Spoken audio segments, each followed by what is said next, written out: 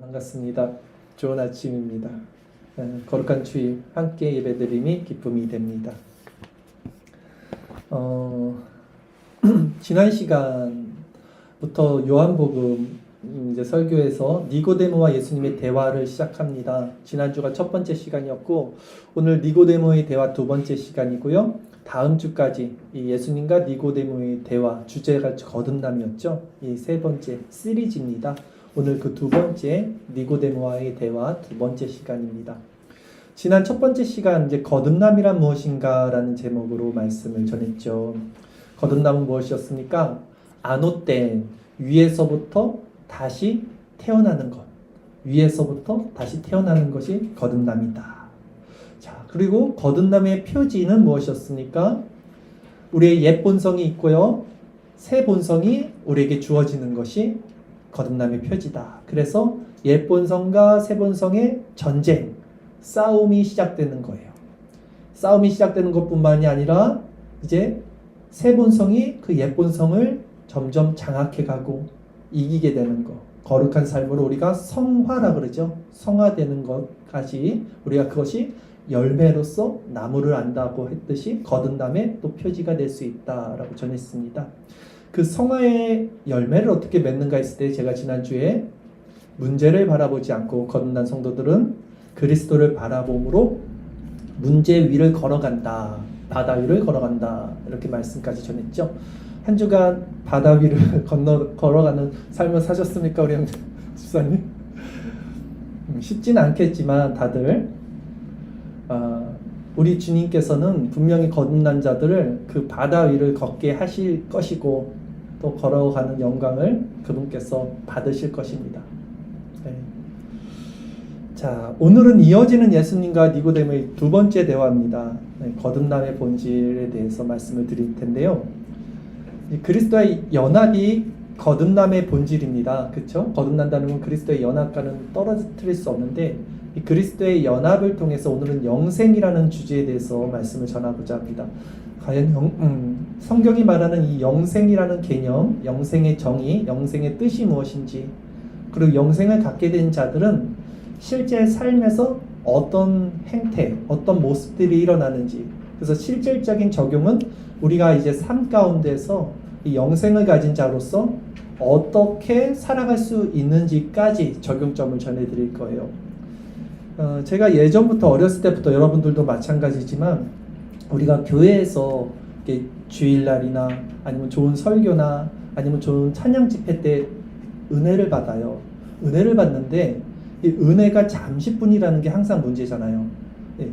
특히 어떤 찬양 집회 때는 그 감정의 어떤 그 격한 어떤 눈물을 흘릴 수 있는 그런 은혜도 주어지지만 그때뿐이에요. 그런 게 항상 지나고 나면 집에 돌아가거나 그러면 벌써 그게 사그라지고 또 우리가 주일날 충만한 은혜를 받더라도 또 삶 가운데 살아갈 때는 그것들이 굉장히 약화가 된단 말이죠. 우리는 이 문제를 간과해서는 안 돼요. 그렇기 때문에 지난주 설교도 그렇고 오늘 설교도 그렇던데 실제적으로 여러분들이 삶 가운데서 힘을 얻을 수 있는 원리와 방법을 대해서 말씀을 이제 전하고자 합니다. 왜냐하면 우리에게 중요한 것은 오늘 은혜 받는 것뿐만이 아니라 실제 우리 삶 가운데서 그 은혜를 어떻게 우리가 유지시키고 그 은혜의 원리로 이 험한 세상을 살아갈 수 있는지, 기쁨과 감사로 살아갈 수 있는지가 중요한 거죠. 그래서 그런 측면에서 오늘 말씀을 준비를 했습니다. 제목은 그리스도를 바라봄으로 얻게 되는 영생. 그리스도를 바라봄으로 얻게 되는 영생. 오늘 말씀을 통해서 이 그리스도 안에 있는 영생의 의미를 깨닫고 그 그리스도 안에 있는 영생을 누리는 자들이 다 되기를 바라겠습니다. 자, 오늘 본문 요한복음 3장 9절에서 10절까지 말씀입니다. 제가 오늘 본문 말씀을 다시 한번 읽겠습니다. 니고데모가 대답하여 이르되 어찌 그러한 일이 있을 수 있나이까? 예수께서 그에게 대답하여 이르시되 너는 이스라엘의 선생으로서 이러한 것들을 알지 못하느냐? 지난주 어떤 대화가 있었습니까? 사람이 물과 성령으로 나지 아니하면 거듭날 수 없어 라고 말자 니고데모가 이런 걸 이해를 못했어요. 신령한 것들에 대해서 이해할 수 없었습니다. 하나님께서 행하시는 일들을 인간의 이성으로는 이해할 수가 없습니다. 왜냐하면 이 거듭남이라는 것은 인간의 이성, 그 지식의 습득으로서 주어지는 것이 아니라 신령한 성령의 체험으로서 체험의 소산물이에요. 체험으로서만 주어지기 때문입니다. 그래서 성경은 어떻게 말하냐면 영적인 것은 사람의 지혜가 아니라 영적인 것으로 분별이 된다 그래요. 영적인 것은 영적인 것으로만 분별이 된다. 고린도전서 2장 13절 말씀에 보면 주의 설교 말씀 구절 제가 읽겠습니다. 우리가 이것을 말하거니와 사람의 지혜가 가르친 말로 아니하고 오직 성령께서 가르치신 것으로 하니 영적인 일은 영적인 것으로 분별하느니라. 그래서 성령께서 가르치시는 것이 있어요. 이 거듭난 사람들 안에 성령께서 알게 해주신 것, 성령이 보게 해주신 것, 이런 것들로 깨닫게 되는 것이 있습니다. 오직 영적인 것은 이런 영적인 눈으로 우리가 깨닫게 됩니다. 그러나 자연인들, 세상 사람들은요, 이 하나님의 무한하신 능력을 깨닫지 못하기 때문에 자신의 유한한 그 수준에서 그 무한하신 하나님을 담아내려고 합니다. 유한이 어떻게 무한을 담겠습니까? 근데 이들은 자신의 그 작은 상자 같은 조그만 그 자신의 자아 안에서 그 무한을 다 담아낼 수 있다고 착각하는 것이요. 그것은 굉장히 큰 교만이겠죠? 고린도전서 2장 14절 말씀은 그것을 이렇게 말을 합니다. 육에 속한 사람은 하나님의 성령의 일들을 받지 아니하나니, 담아낼 수 없는 거예요. 유한은 이는 그것들이 그에게는 어리석게 보임이요 또 그는 그것들을 알 수도 없나니 그러한 일은 영적으로 분별되기 때문이라. 유한한 조그만 마음을 갖고 있는 사람이 어떻게 무한한 하나님을 담아낼 수 있고 그것을 이해할 수 있겠습니까? 그러나 그런 자들은 사실은 총명이 어두워진 자들이고요, 그들 가운데 있는 무지함과 그들 마음이 굳어져 있어요. 그래서 하나님의 생명에서 떠나 있는 상태이기 때문에 그런 것이죠. 하나님의 생명에서 떠나 있는 상태입니다. 즉 그들은 어둠 가운데 있으면서도 또 눈이 멀어 있는 상태이기 때문에 자기가 눈이 멀어 있는 사실조차도 알지 못하고 있는 상태예요. 어둠 가운데 있으면서도 또 눈도 멀어 있으니 자신이 어둠 가운데 있는 것조차도 인식하지 못하는 상태다라는 것이죠. 잠언서 4장 19절은 그걸 얘기합니다. 악인의 길은 어둠 같아서, 악인의 길은 어둠이에요. 그가 걸려 넘어져도 그것이 무엇인지 깨달지 못하느니라. 요한복음 9장 41절에도 예수께서 이르시되 너희가 맹인이 되었더라면 죄가 없으려니와 본다고 하니 너희 죄가 그대로 있느니라. 이들은 자신이 맹인이지만 어둠 가운데 있기 때문에 자신이 눈 멀었다는 걸 몰라요. 그래서 나는 본다라고 생각한다는 겁니다. 그래서 어둠 가운데 있는 자들의 특징이 그 마음에 교만하다는 거예요. 어둠 가운데 있는 사람들의 마음은요, 교만합니다. 이게 특징이에요. 그러기에 그런 어둠 가운데 있는 자들에게 필요한 것은 무엇일까요? 빛이죠. 빛이 비쳐야지 어둠이 드러나는 거죠. 빛이 비칠 때 그들은 자신의 죄된 실존을 깨닫게 됩니다. 그리고 이제 겸손하게 돼요. 이제 은혜를 받을 수 있는 마음의 상태가 됩니다. 성경은 이 빛에 대해서 증거하는 책입니다. 이 빛이 바로 그리스도라고 성경은 말을 하죠. 요한복음 1장 9절에서 13절까지 말씀, 주의 설교 말씀 9절 제가 읽겠습니다. 참 빛, 곧 세상에 와서 각 사람에게 비추는 빛이 있었나니 그가 세상에 계셨으며 세상은 그로 말미암아 지은 바 되었으되 세상이 그를 알지 못하였고 자기 땅에 오매 자기 백성이 영접하지 아니하였으나 영접하는 자 곧 그 이름을 믿는 자들에게는 하나님의 자녀가 되는 권세를 주셨으니 이는 혈통으로나 육정으로나 사람의 뜻으로 나지 아니하고 오직 하나님께로부터 난 자들이니라. 자, 빛이 있었어요. 각 사람에게 비추는 빛, 그 누굽니까? 예수 그리스도예요. 하나님께서부터 난 자들만이 이 빛된 예수 그리스도를 영접한다라고 또 말을 합니다. 본문에서 예수님이 빛이라면 어둠은 누구였냐면 니고데모예요. 어둠은 니고데모예요. 밤에 찾아온 니고데모. 그러므로 이 둘의 대화를 계속 우리는 살펴보면서 이 빛이 어떻게 어둠을 비추고 조명하는지 보도록 하겠습니다. 오늘 본문 요한복음 3장 11절 말씀입니다. 제가 읽겠습니다. 진실로 진실로 내게 이르노니 우리는 아는 것을 말하고 본 것을 증언하노라. 그러나 너희가 우리의 증언을 받지 아니하는도다. 지금 누구와 누구의 대화가 이어지고 있습니까? 예수님과 니고데모와의 1대1 대화인데요. 예수님은 지금 복수, 우리라고 말을 해요. 우리. 지금 둘만 있는 상태에서 우리라고 말을 하고 있는 상황입니다. 그러면 우리는 누구를 가리키는 걸까요? 여기서 예수님이 지금 우리는 아는 것을 말하고 그랬어요. 우리의 증언을 받지 아니하는도다. 어떤 신학자들은요, 이 우리를 예수님과 세례 요한이 예수님의 길을 열으셨잖아요. 예비했잖아요. 세례 요한과 자기 자신을 가리키는 거다라는 견해가 있고요. 또 어떤 이들은요, 예수님과 제자들, 그 사도들을 가리키는 것이다 라는 견해도 있습니다. 칼빈은 어떤 견해를 갖고 있었냐면 구약에 있는 선지자들과 예수님을 가리키는 거다. 성경에 있는 구약에 있는 선지자들과 예수님 자신을 가리켜서 우리라고 말씀하신 것이다 라고 또 말을 합니다.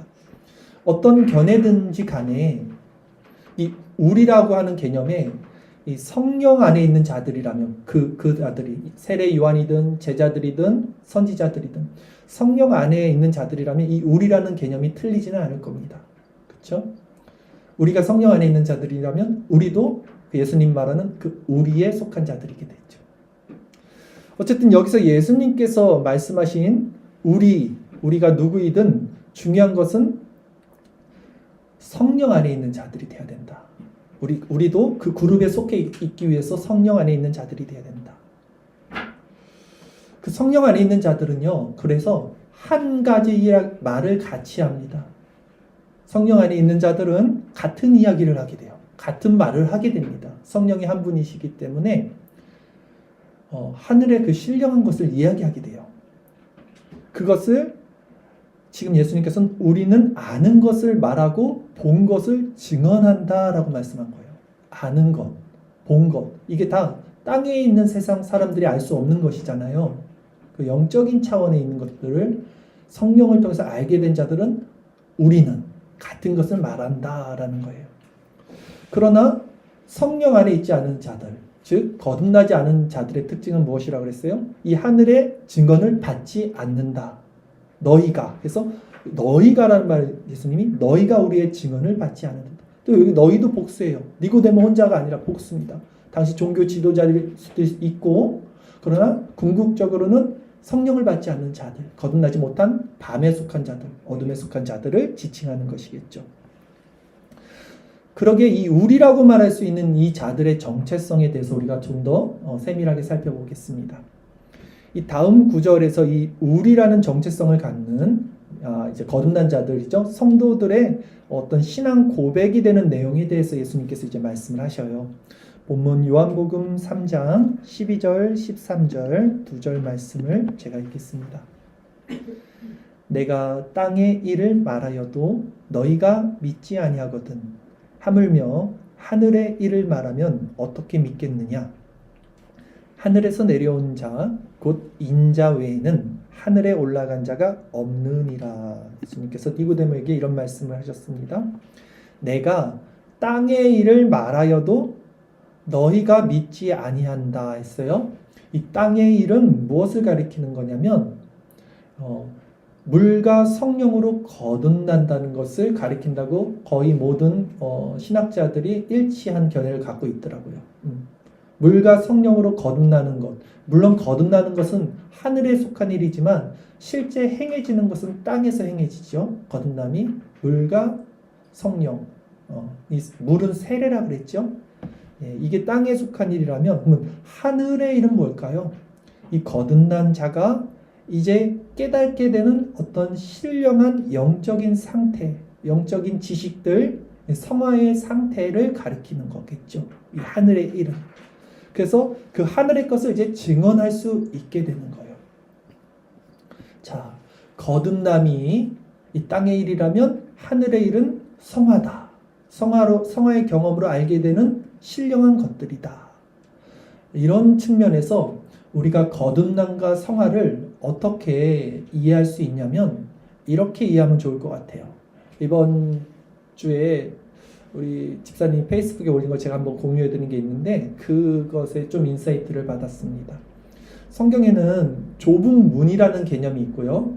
좁은 길이라는 개념도 있어요.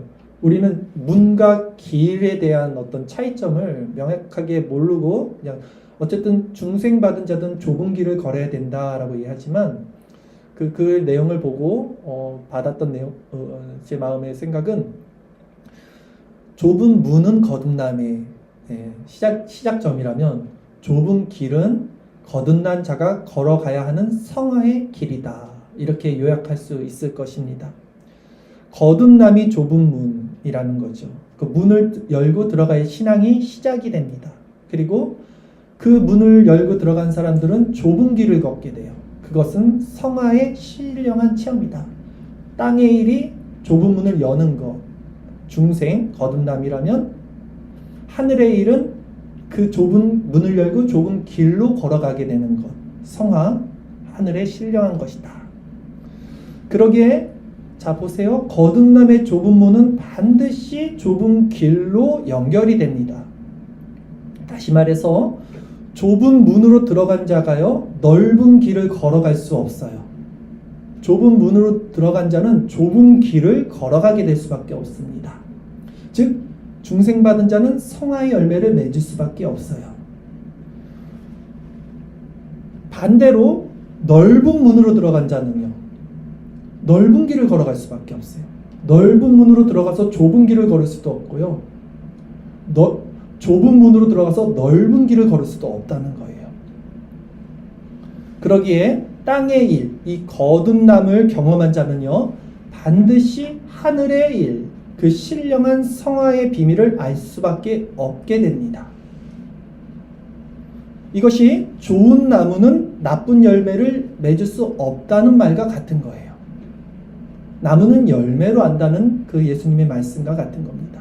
그러기에 내가 좁은 문을 통과했다는 증거, 즉 내가 거듭났다는 증거는 오직 내가 지금 좁은 길을 걸어가고 있는가로만 점검되어야 해요. 여러분, 내가 거듭났는가? 내가 좁은 문으로 들어갔는가는 좁은 길을 걸어가고 있는가? 라고 그것으로 점검이 돼야 됩니다.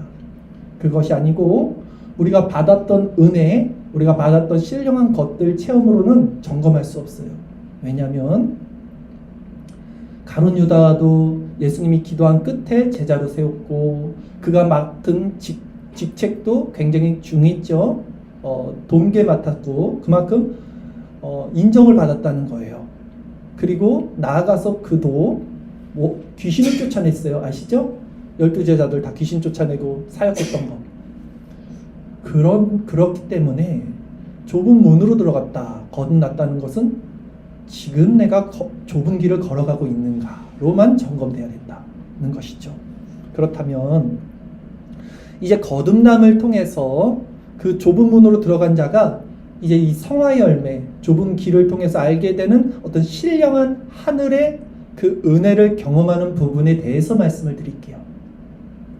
여러분이 거듭난 자라면 이 좁은 길을 걸어가면서 이 성화의 열매를 맛보는 자들이 돼야 되는 거죠. 본문으로 다시 넘어갑니다. 요한복음 3장 14절, 15절 오늘 마지막 본문 말씀 제가 읽겠습니다. 모세가 광야에서 뱀을 든 것 같이 인자도 들려야 하리니 이는 그를 믿는 자마다 영생을 얻게 하려 하심이니라. 아멘. 우리가 너무나 잘 아는 말씀입니다. 이스라엘이 애굽의 노예로 400년, 430년 정도 살다가 엑소더스 출애굽을 했고요. 광야에서 40년을 살면서 하나님의 은혜로 이제 삽니다. 근데 이들이 불평을 많이 해요. 먹을 게 없을 때마다 하나님과 모세를 원망합니다. 그래서 하나님께서 또 그들에게 이제 불뱀을 내려준 적이 있었죠. 그래서 그들이 다 죽게 되니까 또 살려달라 그래요. 그래서 모세를 통해서 장대에 놋뱀을 달아라. 그래서 그것을 바라보는 사람들은 살 것이다 라고 또 그들에게 사는 길을 열어주신 사건이 있습니다. 그 얘기를 하는 거예요. 지금 예수님이 모세가 강에서 뱀을 든 것이 이제 그 얘기죠. 그리고 예수님께서 그 말씀을 하시면서 어떻게 말씀하셨어요? 인자도 들려야 하리니, 즉 이 인자가 들린다는 것, 예수님이 장대에 매달린 놋뱀이 돼야 된다라는 것이죠. 이 장대는 십자가고요, 놋뱀은 그리스도겠죠. 그것을 예표하는 것입니다. 지금. 근데 성경이 말하고 있는 이 지금 뱀을 든 것 같이 했어요. 모세가 광야에서 뱀을 들었다? 뱀 든 거 아니에요. 원래는 그 놋뱀의 형상을 들었잖아요. 근데 지금 뱀이라는 단어를 쓰고 있어요. 근데 성경에서 말하는 뱀이 어떤 존재입니까, 여러분? 징그럽지 않아요? 뱀은 나쁜 거잖아요. 성경에서 말하는 뱀은 아주 나쁜 거예요. 사탄을 의미하죠. 그래서 사탄을 옛뱀이라고도 성경에서 말해요. 계시록에서도 용이라고도 말하고. 왜냐하면 에덴의 동산에서 그 뱀이 하와를 유혹했다는 것을 여기 알기 때문이죠.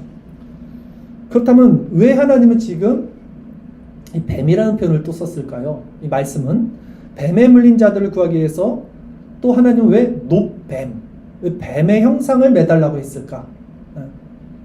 그것은 예수 그리스도께서 죄인의 육신의 모양, 죄된 육신의 모양, 그러니까 죄인의 구세주 되신 그리스도께서 죄 있는 육신의 모양으로 보내심을 받았기 때문입니다. 로마서 8장 3절 말씀, 주일설교 말씀 구절을 제가 한번 읽어드릴게요. 율법이 육신으로 말미암아 연약하여 할 수 없는 그것을 하나님은 하시나니 곧 죄로 말미암아 자기 아들을 죄 있는 육신의 모양으로 보내어 육신의 죄를 정하사. 뱀은 죄를 의미하고 사탄을 의미하고 정죄를 의미하고 죽음을 의미합니다. 근데 예수님은 바로 그 죄 있는 육신의 모양으로 오셨어요. 그러기에 같은 뱀의 모양으로 장대에 달린 것입니다. 하나님의 공의는요, 그 죄를 지은 것은 그 죄를 지은 대상이 대가를 받아야 돼요. 그러기에 죄 있는 모양으로 그리스도께서 이 땅에 내려와서 인간의 모든 죄의 삭스를 치르신 것이죠. 갈라디아서 3장 13절 말씀은 그 얘기를 하고 있습니다. 그리스도께서 우리를 위하여 저주를 받은 바 되사 율법의 저주에서 우리를 속량하셨으니 기록된 바 나무에 달린 자마다 저주 아래 있는 자라 하였습니다. 자, 그렇다면 여러분, 왜 뱀은 이제 알겠는데 우리 인간의 모습으로 오셨기 때문에 죄의 모습인 뱀의 형상을 달았지만 왜 놋뱀일까요? 또 금뱀도 있고 은뱀도 있었을 텐데 그때 왜 하필 놋뱀을 달았을까 했을 때 놋은 성경에서 하나님의 심판을 상징합니다. 놋 역시 하나님의 심판을 상징해요. 구약시대에 그래서 제단을 놋제단으로 만들죠. 놋제단에 재물을 넣고 그것이 이제 불이 타요. 그게 다 불도 심판이잖아요. 즉 그리스도께서 인간의 죄로 말미암아 하나님의 심판을 이제 대신 받는 심판의 제물이 되셨다는 뜻으로 놋과 뱀이 예표로서 달린 거예요. 그것을 상징하는 것입니다. 자, 그렇다면 이 놋뱀이 그리스도를 예표한다라는 것을 우리가 알고 있죠. 불뱀에 물린 자들이 놋뱀을 바라보고 살았습니다. 모세 시대 때. 마찬가지로 우리 시대 때는 이제 그리스도를 바라보면서 살게 되는, 구원을 얻게 되는 원리가 동일하게 되겠죠. 민수기 21장 8절에서 9절까지 말씀인데요. 이 말씀을 제가 다시 한번 읽어드리겠습니다. 예수께서 모세에게 이르시되 불뱀을 만들어 장대 위에 매달아라. 물린 자마다 그것을 보면 살리라. 모세가 놋뱀을 만들어 장대 위에 다니 뱀에게 물린 자가 놋뱀을 쳐다본즉 모두 살더라. 그렇게 했습니다.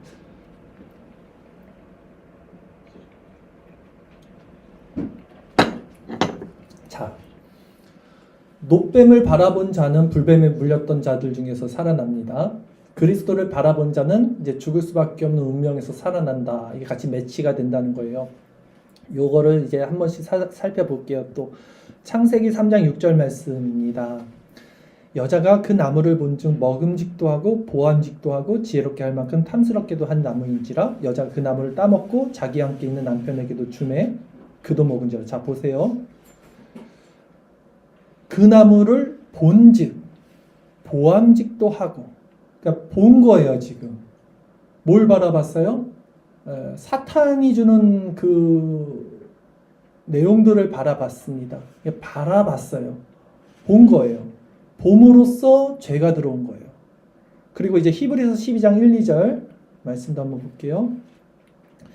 이러므로 우리에게 구름같이 둘러싼 허다한 증인들이 있으니 모든 무거운 것과 얼매기 쉬운 죄를 벗어버리고 인내로서 우리 앞에 당한 경주를 하며 믿음의 주요 또 온전하게 하신 이는 예수를 바라보자. 또 바라봄이 나오죠. 같은 원리예요. 그는 그 앞에 있는 기쁨을 위하여 십자가를 참으사 부끄러움을 개의치 아니하시더니 하나님 보좌 우편에 앉으셨느니라. 왜 놋뱀을 바라본 자들은 불뱀에 물렸을 때 살아났는가? 왜 그리스도를 바라봄의 원리가 동일하게 죄와 사망으로 죽을 수밖에 없는 우리들에게 구원을 주는가? 마찬가지라는 거예요. 창세기 시작 전부터 인간은 그 뱀이 주는 것을 보았기 때문에 죄로 넘어간 것처럼 지금 히브리서에서도 우리는 우리를 온전하게 하시는 예수를 바라보는 원리 가운데 구원을 얻게 됩니다. 그렇다면 과연 그리스도를 바라본다는 것이 어떤 의미인가? 지금 중요하겠죠? 그리스도를 바라본다는 것이 어떤 의미? 우리가 그리스도를 바라보는 원리로 구원을 얻는다는 것이 성경 창세기부터 지금 이어진다는 것을 살펴봤습니다. 자, 그리스도를 바라본다는 것은 한마디로 그리스도를 믿는다는 거예요. 그리스도를 바라본다는 것은 믿는다는 거예요. 성경은 히브리서에서 이렇게 증언하죠. 믿음은 바라는 것들의 실상이다. 믿음이 뭐라 그래요? 바라는 것들의 진짜 실체라는 거예요. 믿음은 바라는 거예요. 그러니까 그리스도를 바라본다는 것은 그리스도를 믿는 거예요. 인간은요, 자신이 믿는 것을 바라봅니다.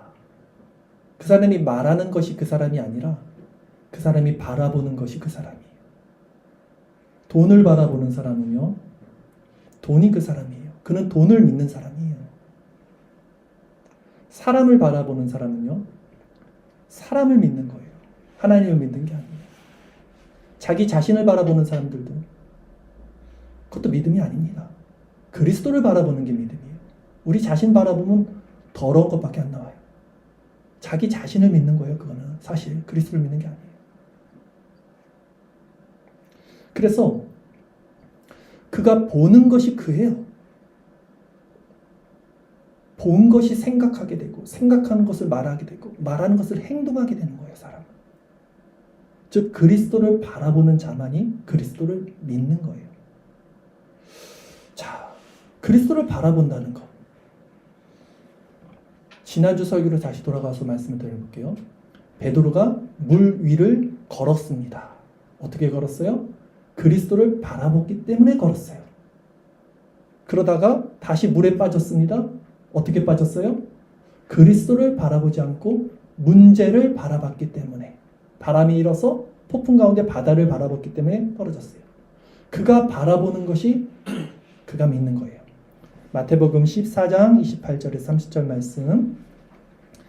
베드로가 대답하여 이르되 주여 만일 주님이시거든 나를 명하여 물 위로 오라 하소서 하니, 오라 하시니 베드로가 물에서 내려 물 위로 걸었어요. 분명히 걸었죠. 주님을 보고 걸었습니다. 예수께서 가되, 예수께로 가되, 예수를 보고 가는 거예요. 예수를 바라보고 있는 겁니다. 근데 바람을 보고, 이번엔 뭘 봤어요? 바람을 바라보는 거예요. 다시 문제를 바라봐요. 그러니까 어떻게 됩니까? 무서워서 빠져가는지라. 소리질러 이르되 주여 나를 구원하소서 하니. 그렇다면 여러분, 세상을 살면서 우리는 무엇을 바라봐야 됩니까? 예수 그리스도를 바라봐야 됩니다. 그것이 예수 그리스도를 믿는 것입니다. 근데 진정 거듭난 자들은 이제 이 일어나는 모든 문제, 돈의 문제, 인간관계의 문제, 아니면 내 자신의 문제에서도 나를 바라보지 않고 주님을 바라볼 수 있어야 되는 거예요. 그래서 그 문제를 걸어 나가야 되는 거예요. 걸어 나가는 건 내가 하는 겁니다. 그러니까 내가 진짜 그 힘을 내서 걷는 거예요. 걷는 거는. 어떤 사람들은 아무것도 안 하려고 해요. 그냥 하나님이 다 해주실 거야 하고 그냥 앉아있어요. 그게 아니에요. 내 다리로 힘차게 무리를 걸어야 돼요. 열심을 다해서. 근데 그 원리와 동기와 그 마음과 힘은 주님께 공급받아야 되는 거예요. 그래서 문제를 걸어 나간다면 그리스도를 바라볼 때 문제를 걸어간다는 것이 무엇이냐, 이게 가장 중요한데, 왜냐, 제가 아까 말씀드렸죠. 우리가 설교를 들어서 감정의 유익을 받는 게 아니라 실제 우리 지각, 이성의 이 지각의 장성한 분량이 채워져서 살아가는 삶에서 이 말씀이 원리가 돼서 살아가야 되잖아요. 실제 얼마나 세상에 파도가 많습니까? 파도 위를 걸어가야 될 거 아닙니까? 실제. 그래서 가장 중요한 것은 그리스도를 바라보면서 문제를 걸어간다는 것이 무엇이냐라는 거예요. 이제 여기까지 온 겁니다. 로마서 5장 21절 말씀 한번 읽어드릴게요. 이는 죄가 사망 안에서 왕노릇한 것 같이 은혜도 또한 의로 말미암아 왕노릇하여 우리 주 예수 그리스도로 말미암아 영생에 이르게 하려 함이라.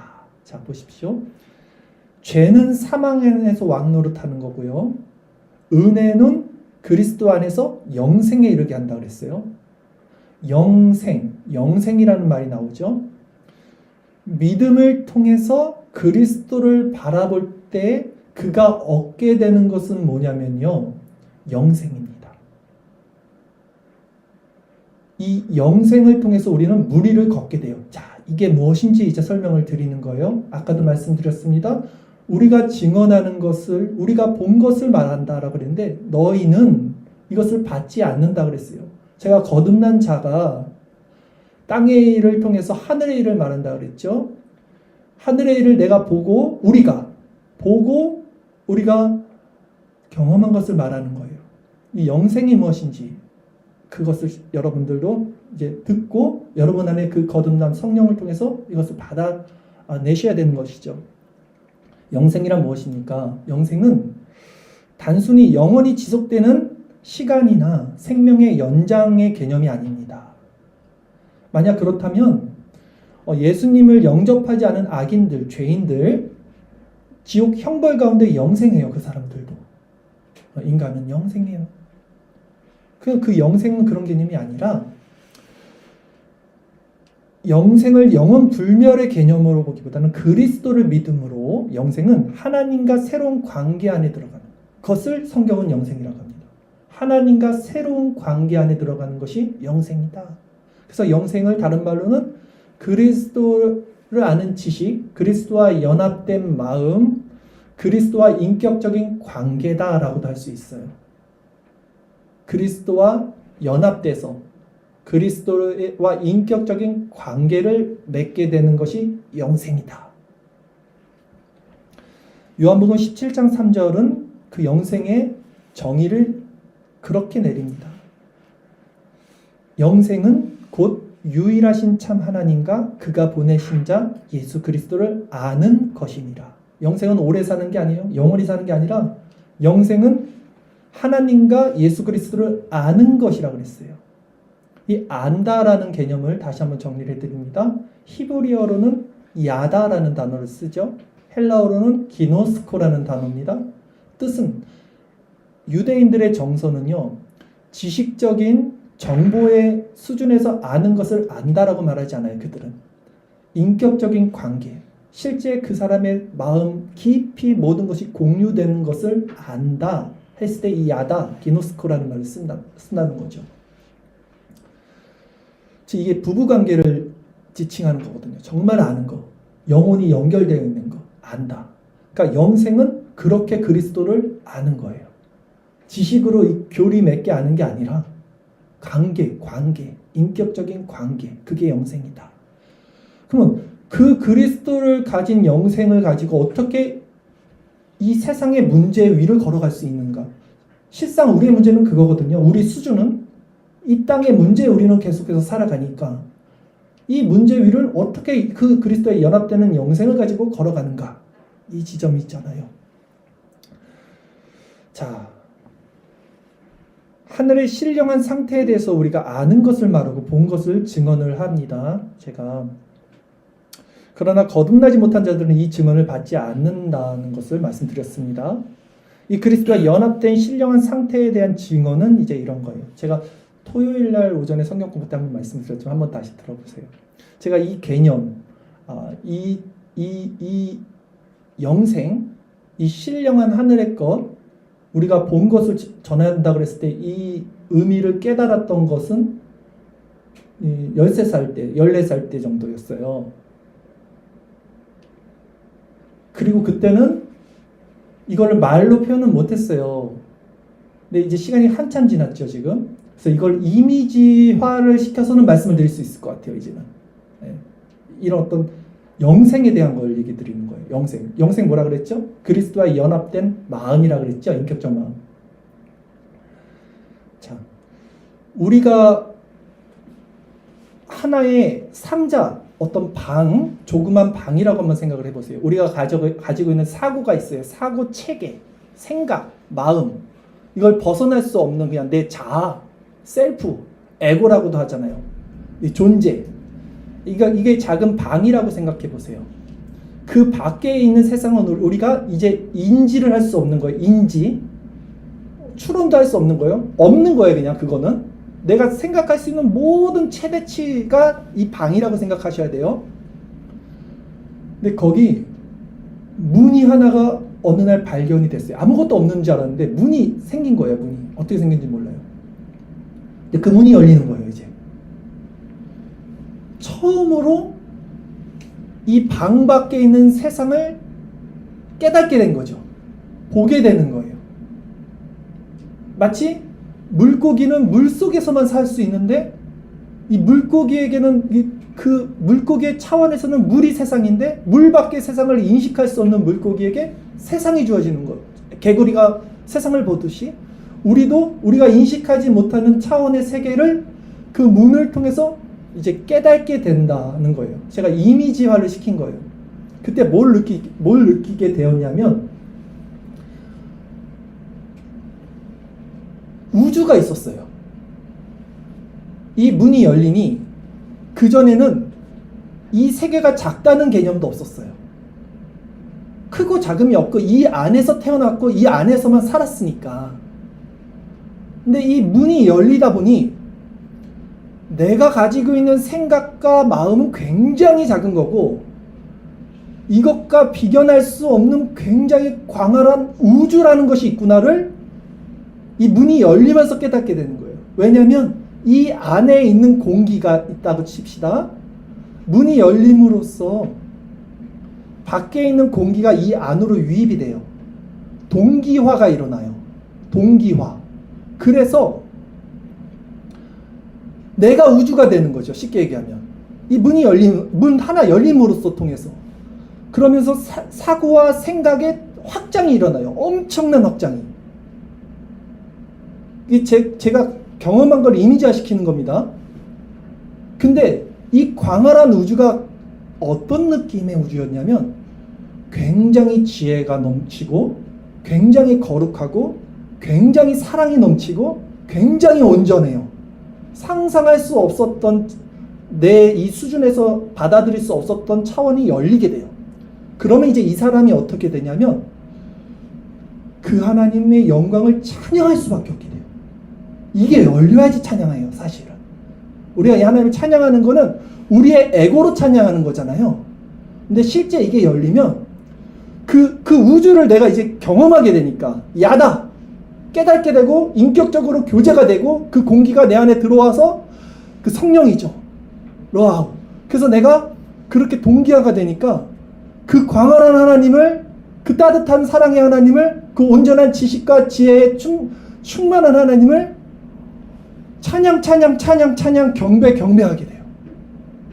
그냥 그렇게 됩니다. 그러면 이것을 통해서 어떻게 우리가 이 세상의 문제를 해결할 수 있는가? 결국 우리 지점은 여기란 말이에요.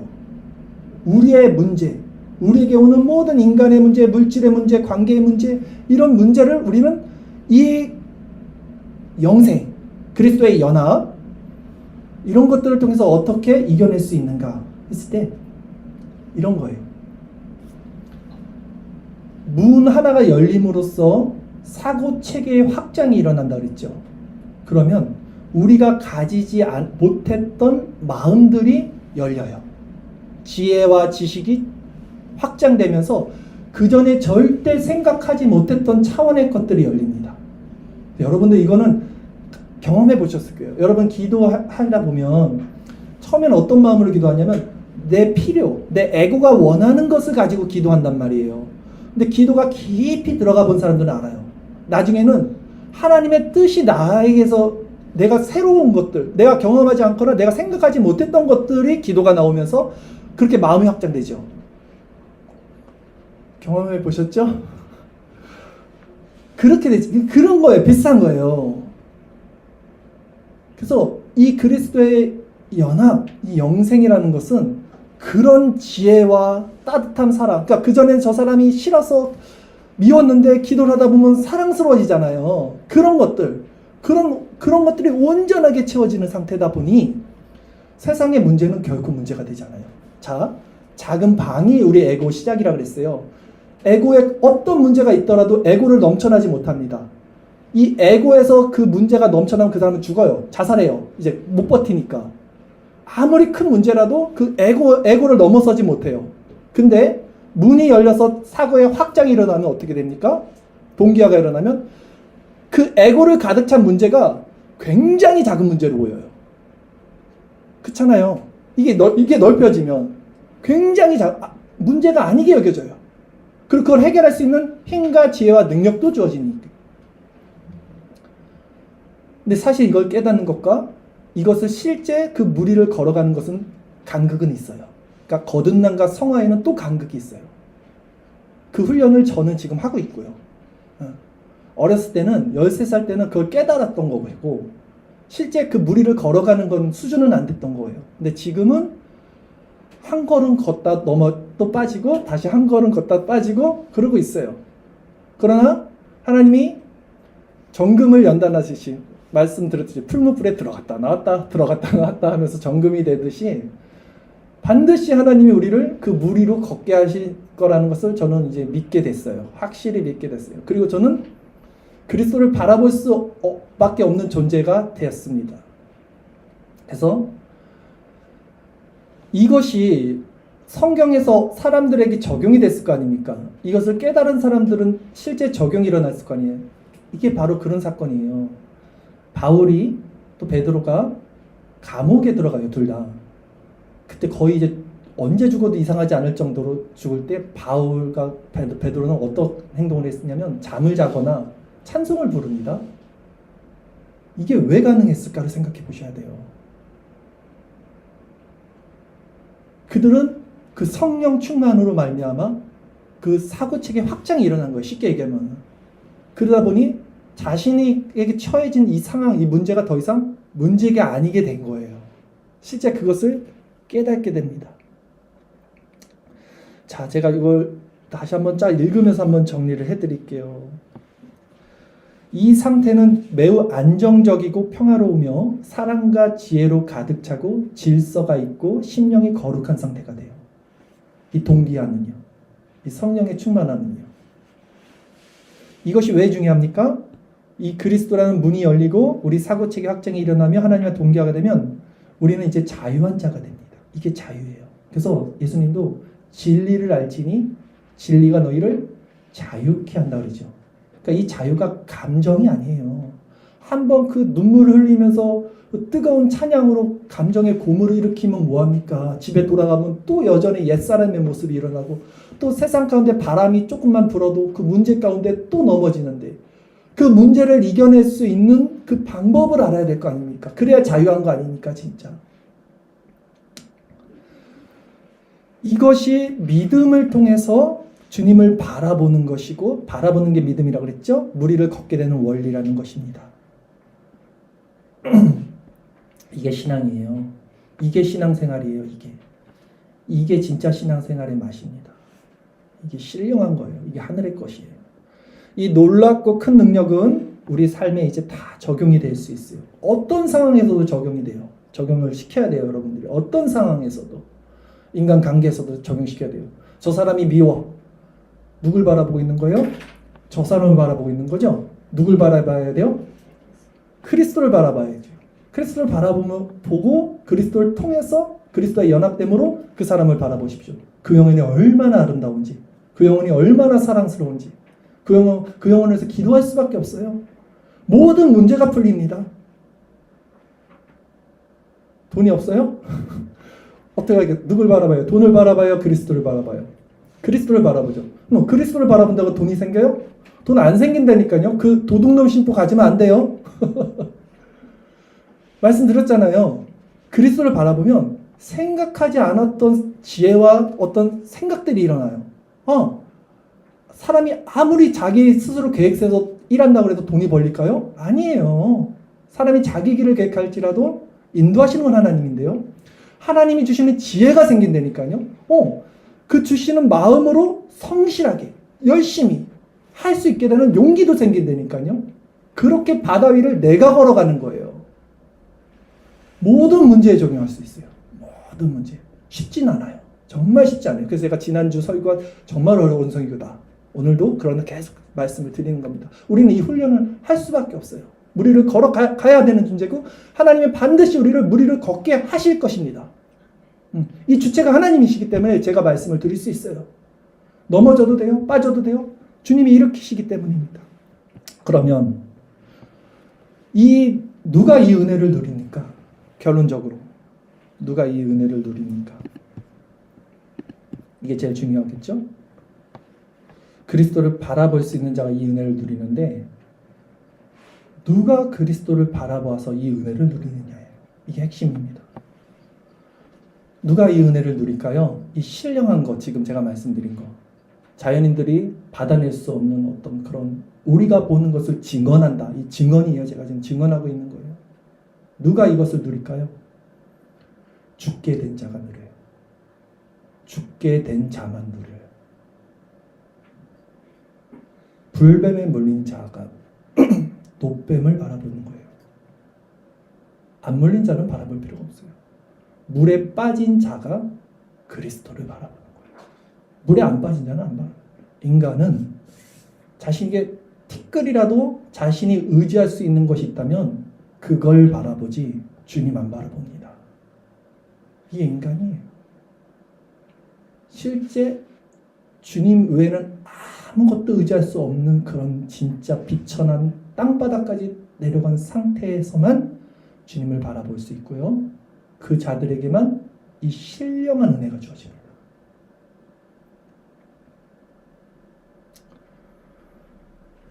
즉 자신의 죄로 말미암아 죽을 수밖에 없는 죄인이라는 자각이 일어난 사람들, 이 사람들만이 그리스도를 바라봐요. 날마다 주님을 바라봐요. 날마다 생명으로 살아가는 거예요. 그러기에 중요한 것은 우리에게 이 죽음 앞에 있는 죄인됨의 자각이 있는가? 이 질문을 스스로에게 해보셔야 돼요. 주님은 이렇게 말씀을 하십니다. 수고하고 무거운 짐진 자들아 다 내게로 오라. 내가 너희를 쉬게 하리라. 또한 이렇게 말씀하십니다. 누구든지 뱀에 물린 자들도 노뱀을 바라보면 살 것이다. 또 주님은 이렇게 말씀하셨습니다. 나는 죄인을 부르러 왔다. 나는 의인을 부르러 온 것이 아니다. 죄인을 불러 회개시키러 왔다. 라고 말씀하십니다. 그러나 주님을 바라보지 않는 자들, 즉 자신의 힘이 남아있는 사람들, 자신이 추구하는 의, 자신의 탐욕, 자신 사랑을 하는 것, 이거 남아있는 사람들은 주님을 바라보지 않기 때문에 죽게 되는 거예요. 그것이 성경이 말하는 빛이 세상에 왔을 때 사람들이 자기 행위가 악함으로 빛보다 어둠을 더 사랑한 결과라는 거예요. 사람들은 빛을 알아요.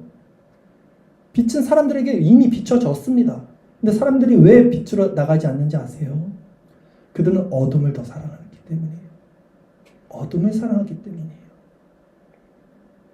그러게 여러분, 이 시간 진정 죄로 인해 묶여있는 마음이 있습니까, 여러분? 고통스러운 마음이 있습니까? 수고한 짐이 있습니까? 자유하지 못한 마음이 있습니까?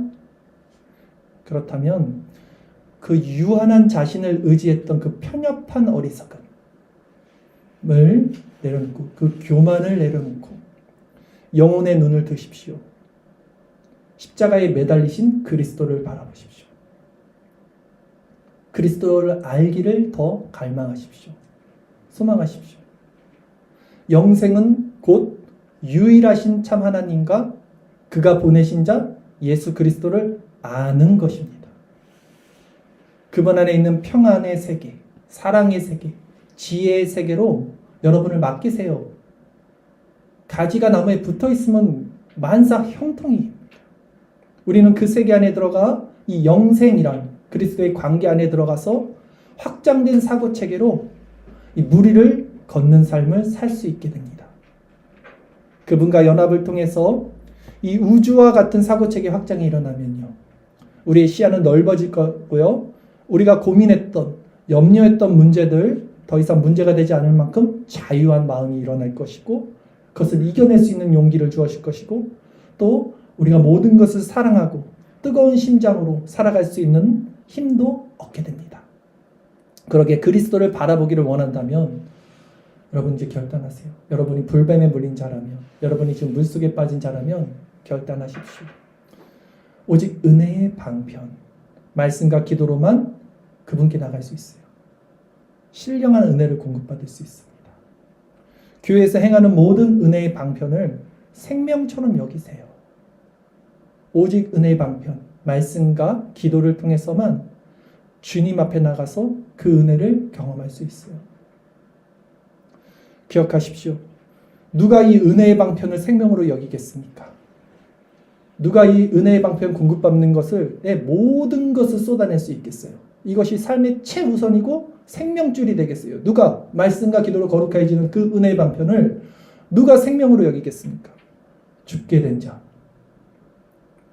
그것이 아니면 자신이 죽게 된다는 사실을 아는 자들은 이제 말씀과 기도를 생명으로 여기게 됩니다.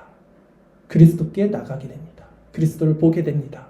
그리고 그 그리스도 안에 있는 영생의 기쁨을 누리게 하실 것입니다. 오늘 이 아침 이 말씀이 여러분 심령에 그리스도를 바라보게 하시고 영생을 얻는 은혜까지 이르게 하시기를 주님의 이름으로 간절히 기원합니다. 기도드리겠습니다.